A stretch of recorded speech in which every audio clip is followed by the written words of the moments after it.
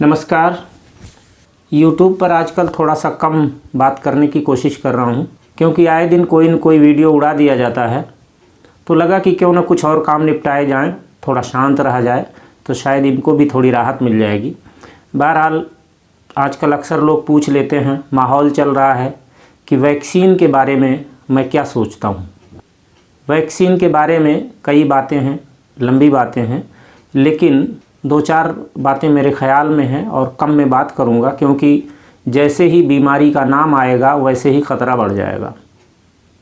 तो बीमारी का बग़ैर नाम लिए हुए मैं वैक्सीन के बारे में कुछ सवाल, कुछ आशंकाएं, कुछ समाधान ये करने की कोशिश करता हूं। और स्थिति ठीक रही, ये वीडियो बचा रहा, तो आगे कुछ लंबी बात और गंभीर बात भी इस पर की जा सकती है, क्योंकि लोगों को जागरूक करना सबसे ज़्यादा ज़रूरी है। बहुत बड़ा धोखा पूरे देश के साथ, बल्कि दुनिया की जनता के साथ किया जा रहा है, और ये आम तौर पर लोग समझ नहीं पा रहे हैं। माहौल बना दिया गया है, जो चारों तरफ दिख रहा है, माहौल बना दिया गया है कि अब हर आदमी इस बात के लिए मानसिक रूप से तैयारी बना ले कि उसे वैक्सीन लगवाना ही लगवाना है, और काफ़ी लोग इस मानसिकता में आ भी चुके हैं।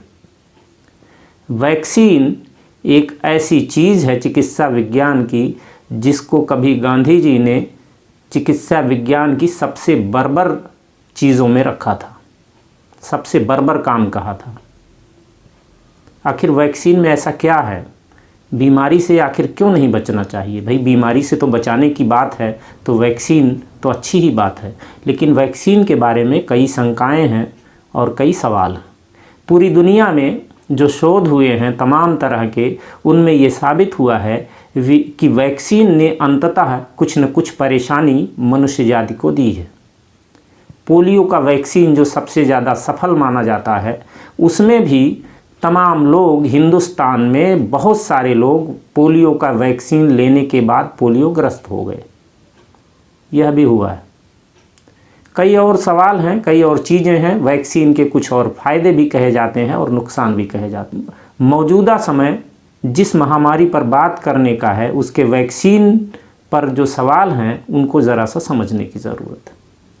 आप कुछ संक्षेप में समझने की कोशिश कीजिए तो अपने आप बात समझ में आ जाएगी। बहुत ज़्यादा आंकड़ों की भी ज़रूरत नहीं है। शुरू में सारा खेल, मैं इसे खेल ही कहूँगा, क्योंकि माहौल बनाया जा रहा था। एक बात सच है जो साफ साफ महसूस की जा रही है, मेरे जैसे लोग महसूस कर रहे हैं, क्योंकि मैं लगातार लोगों का इलाज हर दिन करता आ रहा हूं, और 6 से 650 लोगों का इलाज मैं खुद कर चुका हूं, और मेरा बनाया जो पर्चा वायरल हुआ है उससे हज़ारों लोगों ने घर बैठे अपना इलाज किया है, और 4-6 दिन में वो बिल्कुल सुरक्षित बाहर निकल आए हैं बीमारी के जाल से, महामारी के जाल से।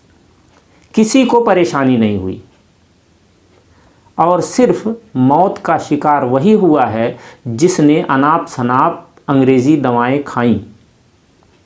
वैक्सीन के पहले ये बात चूंकि आ गई है, इस नाते मैं आपको याद दिला दूं एक साधारण सा विज्ञान, जिसको हमारे एलोपैथी के लोग भी समझने की कोशिश नहीं कर रहे हैं। उनको लगता है कि शायद वे विज्ञान सबसे ज़्यादा जानते हैं, जानते भी हैं, लेकिन कुछ लोग बिल्कुल ऐसे अंधे हो जाते हैं विज्ञान के नाम पर, कई गुना उससे ज़्यादा अविज्ञान करने लगते हैं।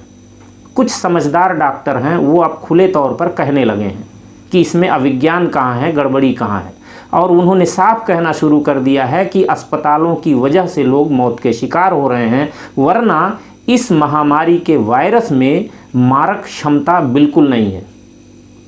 आप बस उसके लक्षण पहचानिए, प्रकृति को थोड़ा सा संभालने की कोशिश कीजिए शरीर की, मरने की नौबत आपके सामने नहीं आनी चाहिए। मेरे मरीज साफ़ सुथरे ढंग से, बड़े अच्छे तरीके से, आसानी से क्यों बच जा रहे हैं? मैं कभी मास्क नहीं लगाता, जेब में रखे रहता हूं कि अगर सामने पुलिस दिख जाए तो ठीक है, कोई आपत्ति करे तो मास्क उस समय पतला सा मास्क भले लगा लूं, वरना कभी नहीं लगाता। मैं तो बहुत ख़तरे वाली स्थिति में रहा हूँ। क्रॉनिक ब्रोंकाइटिस में झेल चुका हूँ, फेफड़े अभी तक पूरी तरह से उससे नहीं उबरे। मैं मेरा हार्ट इनलार्ज कर गया था किसी ज़माने में, तो जाहिर है कि हृदय के मामले में भी मैं बहुत अच्छी स्थिति में नहीं रहा हूँ। डायबिटिक भी मैं रहा हूँ, बात अलग है कि आज मेरी डायबिटीज़ पूरी तरह से ठीक है, कोई दवा नहीं खाता, रसगुल्ले खाता हूँ, कोई दिक्कत नहीं है। लेकिन कुल मिलाकर मेरे शरीर की स्थिति ऐसी रही है कि मैं तो अगर संक्रमण का शिकार हो जाऊं तो शायद सबसे ज़्यादा खतरे वाली स्थिति में रहूंगा। लेकिन ना तो मास्क कभी लगाया और मैं कोई हैंड सैनिटाइज़र इस्तेमाल नहीं करता, साफ़ सफाई के वही पारंपरिक जो तरीके मुझे अच्छे लगते हैं वही करता हूँ। साफ़ सुथरा सबको रहना चाहिए, लेकिन ये नकली, बनावटी और केमिकल वाले तरीके अंततः आपको ज़्यादा बीमार करेंगे। इस बात को गहराई से समझने की ज़रूरत है, जो मैं महसूस करता हूँ। और मैं ऐसे तमाम लोगों से मिल चुका हूँ जो संक्रमित थे, किसी की स्मेल चली गई थी, किसी के फेफड़े सिकुड़न के शिकार हो गए थे, छाती में बहुत ज़्यादा जकड़न महसूस हो रही थी। ऐसे लोगों से मिल के उनका इलाज करता रहा। बाकी फ़ोन पर तो मैं लगातार इलाज करता ही रहा हूँ। तो इतने लोगों से मिलने जुलने के बावजूद आखिर मैं मुश्किल में क्यों नहीं फंसा? अगर कोई ये कहता है कि आपके पास बचने का तरीका है, अगर मेरे पास तरीका है तो मैं इतने दिन से कह रहा हूँ मेरा तरीका, मैं सरकार से भी और भी मंचों पर भी कह रहा हूँ कि मेरा तरीका क्यों नहीं इस्तेमाल करते आप? बाकी देश को बचाइए, क्या ज़रूरत है, इतने लोग मर रहे हैं। दूसरा ये है कि अगर मेरे पास तरीका, मेरा तरीका सही नहीं है तो मैं बिना सुरक्षा के रहता हूँ फिर भी सुरक्षित हूँ, तो बात क्या है? तो ये रहस्य है, इसको समझने की ज़रूरत है। एक सीधी सी बात है कि अगर मीडिया दिन रात फोकस न करे इस महामारी पर, जैसे ये महामारी है इसमें जो मौतें हो रही हैं बिल्कुल दिखाए वो, लेकिन दूसरी बीमारियों की मौतें भी बताए साथ साथ, तो समझ लीजिए इस पूरी महामारी का सारा खेल खत्म हो जाएगा। क्योंकि कैंसर में करीब 1 करोड़ लोग हर साल मरते हैं पूरी दुनिया में, यानी 26,000 के आसपास हर दिन। हृदय रोग से हर साल 2 करोड़ लोग मरते हैं पूरी दुनिया में, यानी हर दिन लगभग 50,000। और इस महामारी में, जिसका मैं नाम नहीं ले रहा हूँ, उसका औसत क्या है? 4,2500। उससे भी कम, उससे अब तो काफ़ी कम हो गया है, 3,2500 से भी कम हो गया है कुल औसत। ये अभी औसत और ज़्यादा कम हो जाएगा पूरा साल बीतते बीतते। इससे ज़्यादा डायरिया में हर दिन मरते हैं।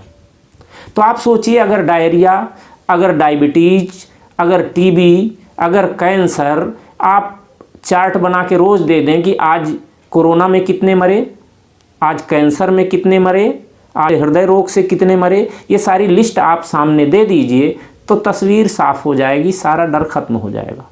लेकिन बाकी सारी चीज़ों को किनारे करके आप दिन रात केवल इस पर फोकस कर रहे हैं। और कई बड़े लोग, इधर मेरे बड़े अजीज़ लोग जब मौत के शिकार हो गए तो मुझे पता चला कि अरे इतनी आसानी से जो बच सकता था वो मौत के मुंह में चला गया। तो इससे एक डर और पैदा होता है। साधारण लोगों को लगता है कि सचमुच ये बड़ी ख़तरनाक बीमारी है, लोग इसमें कितने भयावह तरीके से मौत के शिकार हो रहे हैं, जबकि यह बात नहीं समझ रहे हैं कि जिस बीमारी की कोई दवा नहीं है उस बीमारी का कौन सा इलाज किया जा रहा है। आप जानते हैं, जब किसी को डेंगू हो जाए तो डॉक्टर कहता है कि नहीं, अब साधारण बुखार की दवा देने से कोई लाभ नहीं है, उल्टा नुकसान हो जाएगा। इस नाते उसकी कुछ खास दवाएं हैं वही दी जाती हैं। मलेरिया के लिए आप साधारण दवाएं फिर नहीं देते हैं, जिस तरह की बीमारी है उस तरह की दवाएं देनी पड़ती हैं। इस बीमारी में आप खुद कह रहे हैं कि अभी तक कोई दवा हमने नहीं बनाई है, तो फिर आप कौन सी दवाएं दे रहे हैं? तो जाहिर है जो दवाएं आप दे रहे हैं वह दूसरी बीमारी की हैं, और दूसरी बीमारी की दवाएं दे देकर मरीज को खतरे में डाल रहे हैं। और एक साधारण सा विज्ञान यहाँ समझने की ज़रूरत है। वो साधारण सा विज्ञान ये है कि शरीर में जब तापमान बढ़ता है, टेम्परेचर बढ़ता है, तो ये टेम्परेचर दरअसल उसका हथियार होता है वायरस या बैक्टीरिया से लड़ने का। शरीर ने कभी ये नहीं कहा कि किसी दिन तुम होम्योपैथी ले आओ, किसी दिन तुम आयुर्वेद का आविष्कार करो, किसी दिन तुम एलोपैथी लेकर आओ और मेरा इलाज करो। शरीर का अपना तरीका है, अपना सिस्टम है, प्रकृति का अपना तरीका है अपना खुद का इलाज करने का। शरीर अपने आप को खुद ठीक करता है अपने तरीके से। जो शरीर नेचर में रहता है, प्रकृति के साथ रहता है, वो तो कर लेता है इलाज अपना। जैसे जानवरों में, जो जानवर जंगल के हैं, जो खुले में रहते हैं, उनको कोई तकलीफ़ हुई, 4-6 महीने में शेर भी घास चरता है और उल्टी करके अपनी सफाई कर लेता है। जानवर बीमार पड़ता है तो उसको अपने इलाज का तरीका मालूम है, कर लेता है। आदमी के साथ ये दिक्कत है कि आदमी प्रकृति के साथ कम रहने लगा है, वो बनावटी ज़िंदगी ज़्यादा गुजारता है। इस नाते क्या होता है कि आदमी जब बीमार होता है तो मजबूत व्यक्ति जो है वो तो दवा ना करे तो भी कुछ दिन में उसका बुखार शांत हो जाएगा, ठीक हो जाएगा। लेकिन कुछ लोग अंदर से थोड़े कमज़ोर होते हैं तो उनके बुखार को, तापमान को थोड़ा सा संभालने की ज़रूरत होती है। लेकिन प्रकृति के साथ अगर आप चलते हैं तो बुखार वो भी संभल जाता है बड़े आराम से, कोई दिक्कत नहीं आती। तो अब यहाँ क्या है कि वायरस या बैक्टीरिया सबका अपना अपना इलाका है हमला करने का। कोई किडनी पर, कोई लीवर पर, कोई त्वचा पर हमला करता है। त्वचा पर अगर हमला हुआ तो चर्म रोग हो जाते हैं, तरह तरह की चीज़ें हो जाती हैं। तो लेकिन लीवर, किडनी, त्वचा, ये सारी चीज़ें ऐसी हैं जिन पर अगर बीमारी का हमला होता है, वायरस बैक्टीरिया का हमला होता है, तो वो वर्षों लग जाते हैं उसको डैमेज होने में, उसको समाप्त होने में। लेकिन अगर फेफड़े का वायरस है, श्वसन तंत्र पे हमला करता है, तो सांस लेने की परेशानी पहले दिन से पता चलने लगती है। यही ये बात समझने की है। चूँकि प्रसंग है, बात वैक्सीन की है, लेकिन बात मैं यह भी कर रहा हूँ इसलिए कि जानना ज़रूरी है। ये वायरस जो है इसका मुख्य हमला श्वसन तंत्र पर है, फेफड़े पर इसका हमला होता है। कई और अंगों पर भी इसका असर हो सकता है, लेकिन मुख्य असर जो है वो फेफड़ा है। तो इस नाते क्या होता है कि तापमान बढ़ता है, तापमान वायरस से लड़ रहा होता है, लेकिन ऐसे में अगर शरीर को सपोर्ट मिलता है, सहयोग मिलता है, तो शरीर का तापमान वायरस से लड़ते हुए वायरस को ख़त्म करता है और खुद भी धीरे धीरे ख़त्म हो जाता है, सामान्य हो जाता है, कोई परेशानी नहीं है। अब होता क्या है कि आप होम्योपैथी से, आयुर्वेद से, प्राकृतिक चिकित्सा से जब आप इलाज करते हैं तो शरीर को सपोर्ट दे रहे होते हैं, सहयोग दे रहे होते हैं, तो उसमें ख़ास दिक्कत नहीं आती है। इसी नाते प्राकृतिक चिकित्सा में विश्वरूप राय चौधरी जैसे लोगों ने 50,000 से ज़्यादा लोगों का 3-4 दिन में इलाज कर दिया बड़े आराम से। कोई भी मृत्यु नहीं है, हो भी नहीं सकती। सर्दी जुकाम है, उससे थोड़ा सा ऊपर वाला फ्लू है, बस इतना ही समझने की ज़रूरत है। डरा दिया गया है, इसलिए हमको ये बड़ी भयावह बीमारी लगती है डरने के नाते। ये डर का विज्ञान सीधा सीधा वही है कि किसी कमरे में 200-400 लोगों को बैठा के आप बुरी तरह से डरा दीजिए तो 10-20 का हार्ट अटैक हो जाएगा और 10-20 डिप्रेशन में चले जाएंगे। ठीक उसी तरह का हथकंडा इसमें इस्तेमाल किया गया है कि पूरी दुनिया में मीडिया के ज़रिए ये डर फैला दिया गया है, तो हर आदमी के अंदर ये डर समा गया है और वो मास्क लगाए घूम रहा है।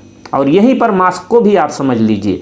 मास्क की हकीकत ये है कि आप कहीं भी बिना मास्क के कुछ देर रहिए, ऑक्सीमीटर पर रीडिंग लीजिए, फिर देखिए 98 है कि 99 है, 96, 97 जो भी है, और आधे 1 घंटे आप मास्क लगा लीजिए। इसके बाद रीडिंग लीजिए ऑक्सीमीटर पर, पता चलेगा कि आपका 2 पॉइंट नीचे आ गया, 98 होगा, 96 आ गया। और कुछ लोगों की हालत ये हो जाएगी कि डॉक्टर देख के कहेगा कि आपका तो 95 से नीचे है, अस्पताल जाइए। आईसीयू में जाने लायक बता देगा कि आप आईसीयू में अब जा सकते हैं। आप खुद प्रयोग करके अपने घर में देख लीजिए कि आप मास्क लगाकर क्या कर रहे हैं। मास्क फ़ायदा नहीं, उल्टे नुकसान है। जिन जिन लोगों ने मास्क लगाने की सलाह दी है, दिन रात प्रचार कर रहे हैं, उनमें से ज़्यादातर लोग संक्रमित पाए गए हैं। चाहे अमिताभ बच्चन हो, चाहे अमित शाह हो, चाहे मनीष सिसोदिया हो, चाहे सत्येंद्र जैन हो, इनके स्वास्थ्य मंत्री हो, एक तरफ से आप देख लीजिए। जो लोग दिन रात प्रचार कर रहे हैं, जब आवाज़ आपके कान में हर फ़ोन की घंटी बजने पर आती है अमिताभ बच्चन की, तो आप खुद सोच लीजिए सबसे सावधान लोग सावधानी के वे तरीके हमको बता रहे हैं जो तरीके उन पर फेल हो गए। अमिताभ बच्चन का पूरा परिवार, ऐश्वर्या राय, अभिषेक बच्चन, सब पॉजिटिव। आप सोचिए कि स्थिति क्या है। हमें मूर्ख बनाया जा रहा है या हमें समझदार और सावधान किया जा रहा है। तो ये मास्क आपकी इम्यूनिटी कमज़ोर करती है, सीधी सी बात है। नाक की डिज़ाइन आदमी के नाक की डिज़ाइन प्रकृति ने मास्क लगाने के हिसाब से नहीं की है। शुद्ध, साफ, प्रदूषण मुक्त हवा लेने के लिए नाक की डिज़ाइन की गई है। और जब आप इस पर मास्क लगा लेते हैं, जितने भी अच्छी क्वालिटी वाला, उतने ही खतरनाक काम करते हैं। ठीक है, जहाँ प्रदूषण है वहाँ मास्क लगाइए, लेकिन खुली हवा कहीं मिल जाए तो तुरंत मास्क हटाइए, आपके अंदर की इम्यूनिटी मजबूत होगी। तो ये बात समझने की है। इसी तरह से यह समझिए कि वायरस से जब हमारा तापमान लड़ रहा होता है और हम अगर प्राकृतिक रूप से सपोर्ट देने के अलावा केमिकली ट्रीट करते हैं, जब हम रसायनों से इलाज करना शुरू करते हैं, तो एक बेहद ख़तरनाक काम कर रहे होते हैं। हर घर में अब डोला, पैरासीटामॉल, क्रोसिन मौजूद है। ये घास भूसे की तरह लोग समझते हैं कि इसमें तो कोई ख़तरा ही नहीं है, कोई नुकसानदेह नहीं। पैरासीटामॉल बेहद ख़तरनाक दवा है, लेकिन हमें एहसास नहीं है, क्योंकि रोज़ हम इस्तेमाल करते हैं। गाहे बगाहे कोई बुखार होता तुरंत हम ले लेते हैं। होता क्या है इसमें, जब इस वायरस का हमला हुआ, संक्रमण हुआ, हमने तुरंत जो है डोला, पैरासीटामॉल या क्रोसिन वगैरह ले ली, बुखार तुरंत गायब हो गया। बुखार गायब होने के बाद हमें लगता है कि शायद हम अच्छे हो गए, 1-2 दिन सामान्य स्थिति बन जाती है। लेकिन इसके बाद पता चला कि सांस में हल्की हल्की सी मुश्किल शुरू हो जाती है, सांस फूलना शुरू, छाती में जकड़न शुरू, किसी की स्मेल गायब, कहीं कुछ, अब घबराहट शुरू, अरे दोबारा क्या हो गया। फिर हम भागते हैं अस्पताल, और अस्पताल में डॉक्टर अगर समझदार है तो काढ़ा वाढ़ा पिला के कुछ साधारण दवाइयों से, विटामिन वगैरह की गोलियां देकर वो व्यवस्थित करने की कोशिश करता है।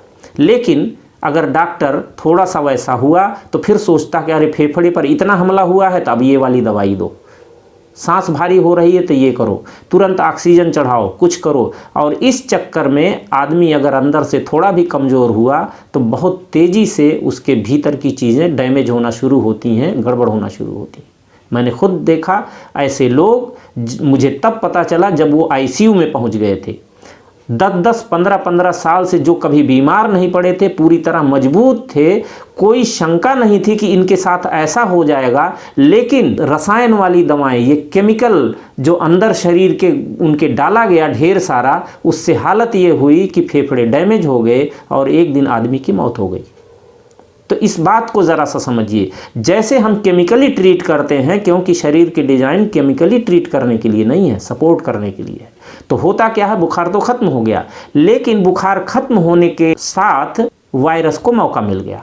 आपने वायरस को मारने का जो हथियार था, उस हथियार को ही ख़त्म कर दिया। तो होता क्या है, वायरस को मौका मिल जाता, फिर बड़े आराम से वो श्वसन तंत्र को अपने काबू में कर लेता है, फेफड़ों में अपनी जगह बना लेता है, और फिर उसका काम चालू हो जाता है।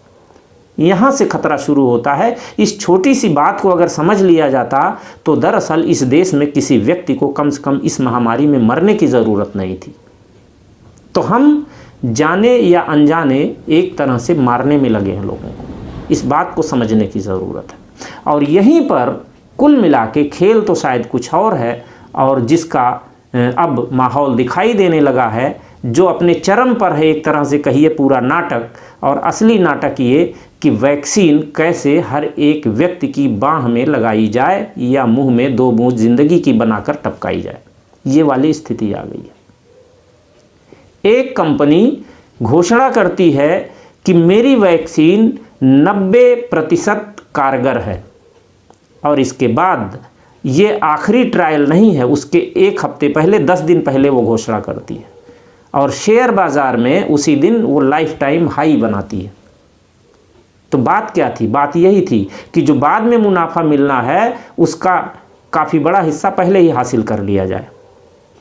और जब ये खेल शुरू होता है तो दूसरी कंपनियों को लगता है कि अरे ऐसा कैसे हो गया, ये कंपनी आगे कैसे चली गई। तो दूसरी कंपनी कहती है कि मेरी वैक्सीन जो है 94.5% कारगर है। अब खेल और आगे बढ़ गया।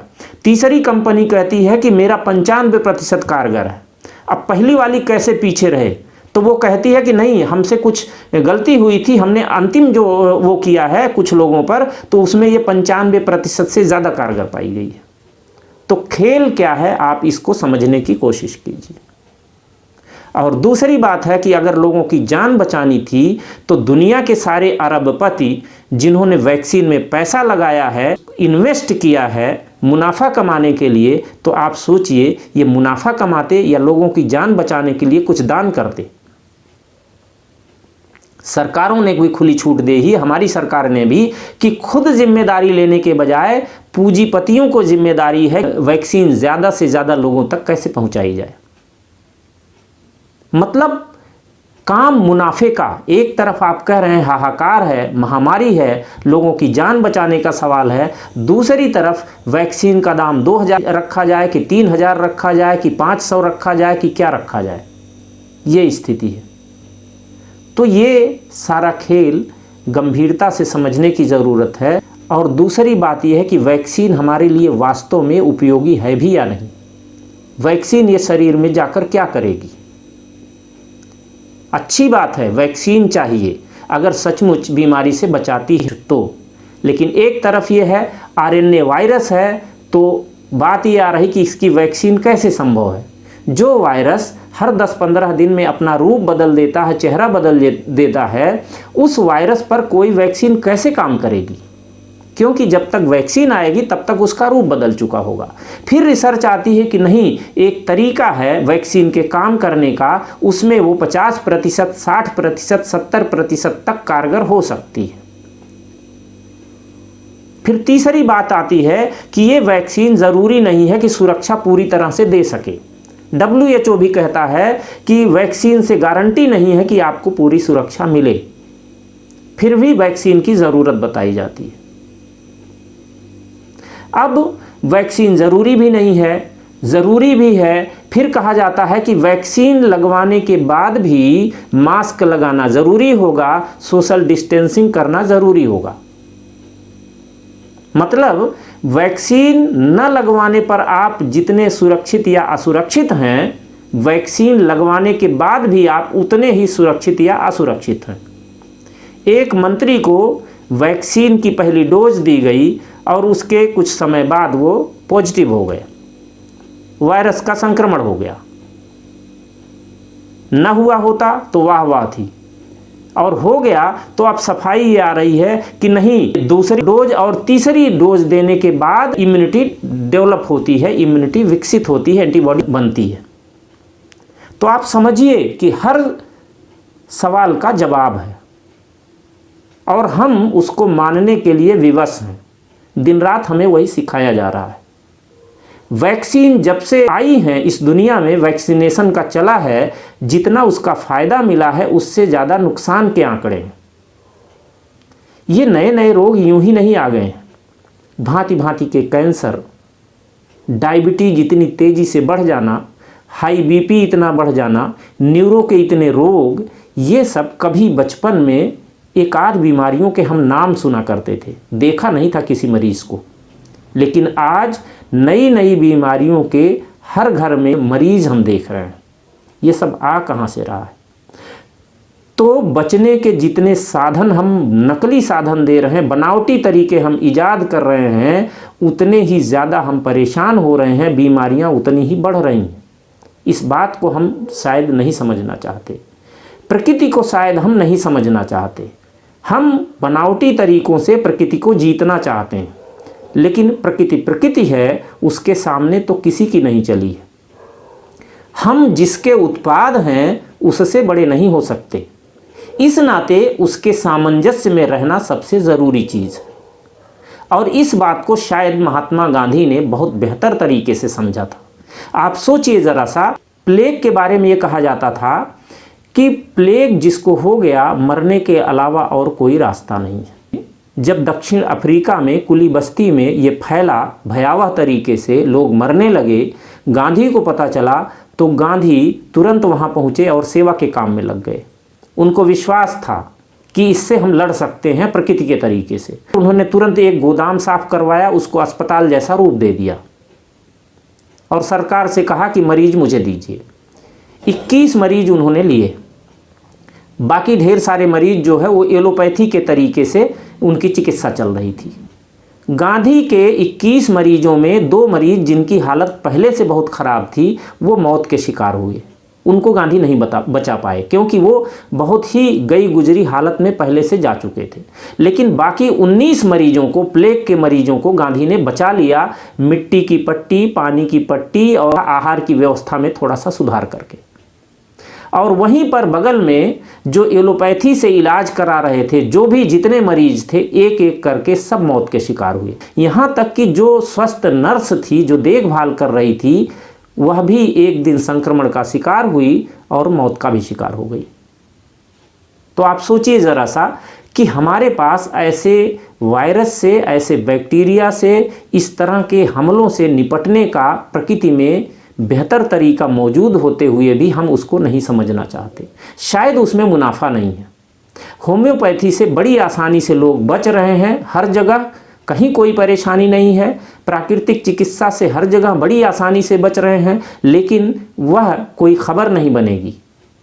3 लोगों को अगर एड्स की दवा देकर 1 महीने में अस्पताल से बाहर भेज दिया गया तो वह ब्रेकिंग न्यूज़ बन जाएगी कि एड्स की दवा देकर हमने मरीज को बचा लिया। जबकि सच्चाई ये है, जो बाद में पता चली, कि एड्स की दवा न दी गई होती तो वो मरीज 13-14 दिन में ठीक होते। एड्स की दवा देने की वजह से और ज़्यादा परेशान हुए।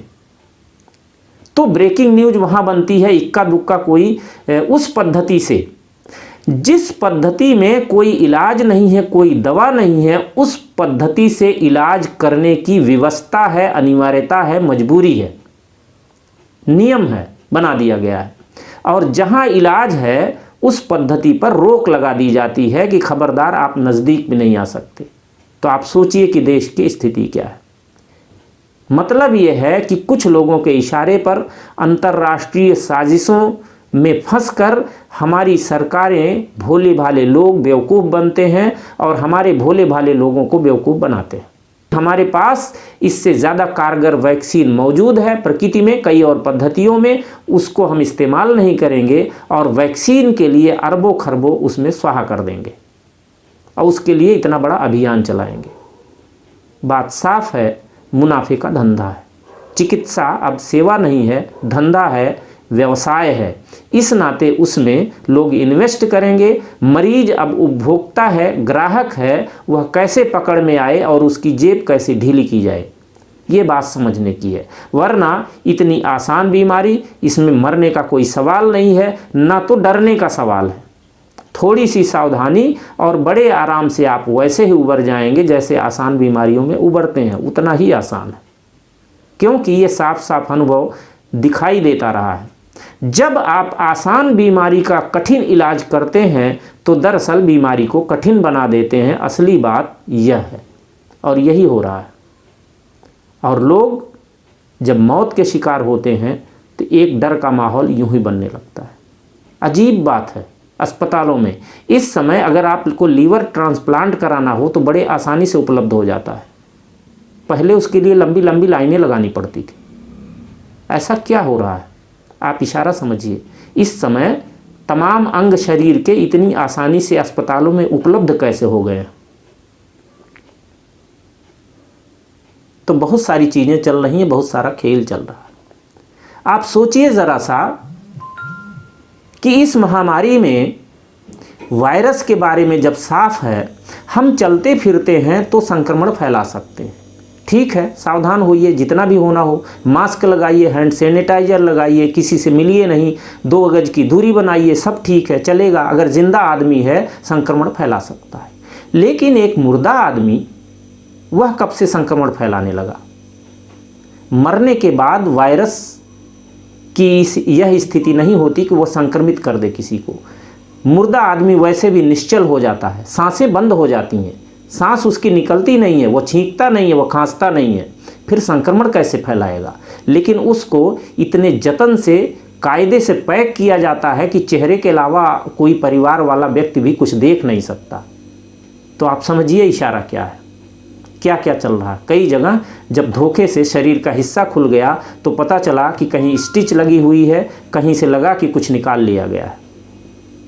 तो बहुत सारा खेल, कितना सच कितना फसाना, इस पूरे एपिसोड में है जो अपने चरम पर है और अब हम वैक्सीन लगाने के लिए तत्पर हैं। कम से कम मेरे जैसे लोग वैक्सीन लगवाने के पक्ष में नहीं हैं। मैं किसी से कुछ नहीं कहता कि कौन लगवाए कौन नहीं लगवाए, मैं तो वैक्सीन नहीं लगवाने वाला हूँ। मेरा कोई इरादा नहीं है, ना अपने बच्चों को ना अपने परिवार को। हम आराम से घूमते टहलते हैं, सांस लेते हैं हवाओं में, खुली हवाओं में। हम कोई मास्क नहीं लगाते हैं, हमारे साथ फिलहाल तो कोई दिक्कत नहीं, हमको डर नहीं है इस तरह से। तो इस बात को अपने हिसाब से समझिए। इस देश को वास्तव में सेहत की शिक्षा देने की ज़रूरत है, स्वास्थ्य के बारे में सच्ची जागरूकता लाने की ज़रूरत है। तो ये जो जाल है विज्ञान के नाम पर फैलाया गया है, इसका अविज्ञान लोग समझ जाएंगे, अपने आप को खुद सेहतमंद रख पाएंगे और शायद इस तरह की महामारियों से डरने की ज़रूरत नहीं रह जाएगी। हमारा इलाज हमारे पास है, हमारा शरीर कई चीज़ें पहचानता है, हम उसको पहचानने नहीं देते हैं।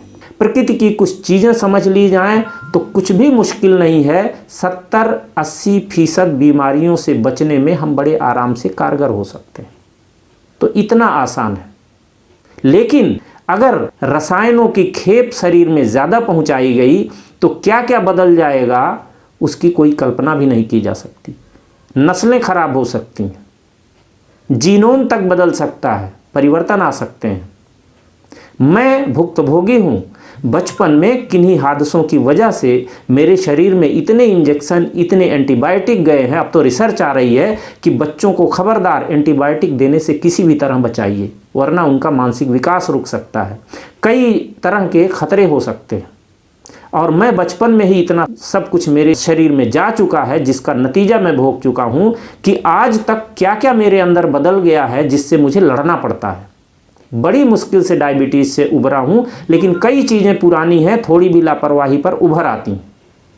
कब क्या हो जाए मेरे साथ मुझे भी नहीं पता है। लेकिन फिर भी जहाँ डॉक्टरों ने कह दिया था कि 30 वर्ष की उम्र से ज़्यादा मुझे ज़िंदा नहीं रहना है, वहाँ कम से कम अपनी हिम्मत से जैसे भी हो, और मैंने रसायनों से दूर रह के प्राकृतिक तरीके से खुद को अब तक बचाए रखा है। लेकिन मुझे मालूम नहीं कि अंदर कितना बदल चुका है, कितना मैं खुद को बचा पाऊंगा, कितने दिन तक बचा पाऊंगा। किसी भी दिन कोई अजीब सी खबर आ जाए मेरे बारे में तो मुझे भी नहीं पता है। मेरे कहने का बस इतना सा मतलब है कि हमारी कोशिश होनी चाहिए कि हम अपने शरीर में रसायन या अंग्रेजी दवाएं कम से कम जाने दें। आपात स्थिति में एलोपैथी के पास जाने के अलावा और कोई रास्ता नहीं है, हमें जाना चाहिए। महान चिकित्सा पद्धति है, लेकिन अगर हमने इसको रोज़मर्रा के लिए छोटी छोटी चीज़ों के लिए इलाज का तरीका मान लिया है तो दरअसल हम एक ख़तरे का काम कर रहे हैं। आज बस इतनी सी बात। बहुत बहुत धन्यवाद। वंदे मातरम।